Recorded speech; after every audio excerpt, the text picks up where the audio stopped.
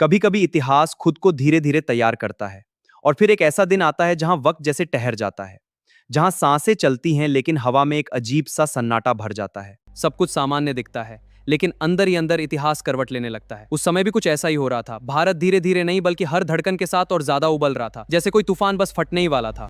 नमस्ते, मैं हूं अभिषेक और आज मैं आपको लेकर आया हूं भारत के इतिहास के उस काले अध्याय में जहां एक त्योहार एक दर्दनाक नरसंहार में बदल गया था। ये कहानी पंजाब के एक शहर से जुड़ी हुई है जो उस समय ब्रिटिश भारत का एक अहम हिस्सा हुआ करता था। इस जगह का नाम है अमृतसर और इसी शहर के भीतर एक छोटा सा बाग स्थित था, जलियांवाला बाग, जो चारों तरफ से ऊंची दीवारों से घिरा हुआ था।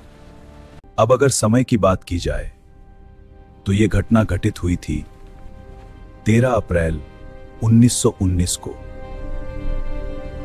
एक ऐसा दिन जो पंजाब में बैसाखी के रूप में मनाया जाता था।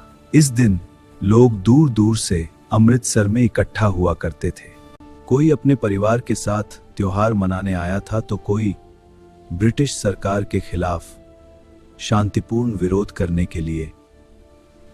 लेकिन उन्हें इस बात का अंदाजा भी नहीं था कि जिस जगह पर वो खड़े थे इतिहास की सबसे दर्दनाक घटनाओं में से एक बनने वाली थी। साल था 1919 और इतिहास एक ऐसे मोड़ पर खड़ा हो चुका था जहां से वापस लौटना अब संभव नहीं रह गया था। भारत के हर कोने में एक बेचैनी फैलती जा रही थी। अब अन्याय को सहते सहते गुस्सा धीरे धीरे उबलता जा रहा था। अंग्रेजी हुकूमत अपने कठोर कानूनों के जरिए लोगों की आवाज को दबाने की कोशिश कर रही थी। हर विरोध को एक खतरे की तरह देखा जा रहा था। लेकिन यह सिर्फ एक साधारण विरोध नहीं था, ये एक तूफान से पहले की खामोशी थी जो धीरे धीरे अपनी पूरी ताकत के साथ उभरने वाली थी। 13 अप्रैल 1919 बैसाखी का दिन था। लोग खुशियों के साथ इकट्ठा हो रहे थे। बैसाखी के दिन हजारों लोगों का एक समूह जालियांवाला बाग में इकट्ठा हुआ था। उन्हें जरा सा भी अंदाजा नहीं था कि यह भीड़ कुछ ही देर में इतिहास का हिस्सा बनने वाली है। यह बाग चारों तरफ से ऊंची दीवारों से घिरा हुआ था और बाहर निकलने का सिर्फ एक ही रास्ता था, यानी एक बार अंदर आने के बाद यहां से निकलना लगभग नामुमकिन था। तभी ब्रिटिश सेना अंदर प्रवेश कर चुकी थी, जिसका नेतृत्व रेजिनाल्ड डायर कर रहा था। बिना किसी चेतावनी के, बिना भीड़ को हटने का मौका दिए, ब्रिटिश अफसर रेजिनाल्ड डायर ने अपने सैनिकों को सीधे निहत्थे लोगों पर निशाना साधने का आदेश दिया। गोलियों की आवाज चारों तरफ गूंज रही थी। लोग भागने की कोशिश कर रहे थे लेकिन कोई रास्ता नहीं था। कई लोग अपनी जान बचाने के लिए कुएं में कूद रहे थे। वहां भी मौत उनका इंतजार कर रही थी। लगातार गोलियां चलाई जाती रहीं जब तक गोलियां खत्म नहीं हो गईं। जब गोलियां थम चुकी थी और धुआं धीरे धीरे बैठ रहा था, तब उस बाग में सिर्फ खामोशी बची थी। सरकारी रिकॉर्ड के अनुसार करीब 379 लोगों की जान चली गई थी, लेकिन स्थानीय लोगों और इतिहासकारों का मानना है कि यह संख्या 1000 से भी ज्यादा हो सकती थी। उस दिन सैकड़ों लोग इस घटना से प्रभावित हुए थे और उनमें से कई ऐसे भी थे जो इस दर्द से उबर नहीं सके। पूरा माहौल एक गहरी खामोशी में डूब गया था। उस दिन माएं अपने बेटों को खो चुकी थी। बच्चे अपने पिता का इंतजार करते रह गए।